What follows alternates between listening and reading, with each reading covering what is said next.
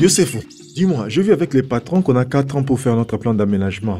Alors comme on vient d'avoir la concession, la période c'est 30 ans, 25 ans. Je me mélange un peu. Bah oui, Mangobo. D'un pays à l'autre du bassin du Congo, il y a des normes qui diffèrent légèrement. Il faut se référer à la loi portant le code forestier d'un pays.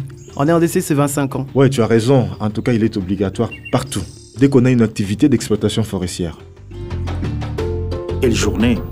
La bataille, ça donne soif. Nous avons enfin notre plan d'aménagement.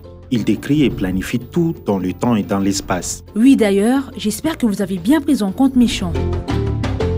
Ah, ça, n'empêche, c'était bien fait la consultation de la concession. Je me rappelle bien les objectifs principaux d'un plan d'aménagement forestier. 1. La production durable pour une meilleure rentabilité pour l'entreprise. 2. La protection de l'environnement comprenant la préservation de la biodiversité, la régulation climatique, la protection de sol et de l'eau que nous utilisons au quotidien. Et enfin 3.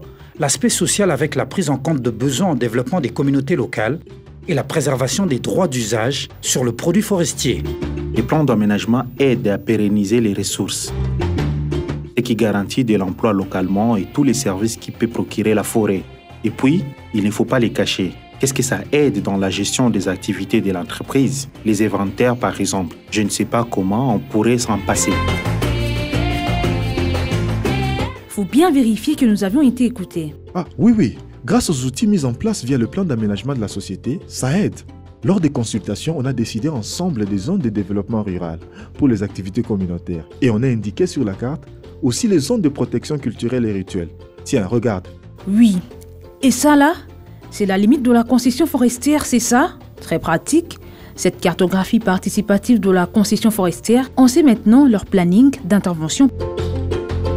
Vous, l'entreprise, vous avez la responsabilité d'élaborer et de bien mettre en œuvre le plan d'aménagement forestier. Et surtout, il faut tenir les documents de gestion à jour. Oui, monsieur l'agent, on le fera bien. On ne veut pas avoir des problèmes lors de vos contrôles et évaluations. La société civile veillera aussi lors de ses missions d'observation à la prise en compte de besoins des populations locales, au respect de clauses sociales, au respect de la biodiversité et de l'environnement, au respect de normes et quantités d'abattage.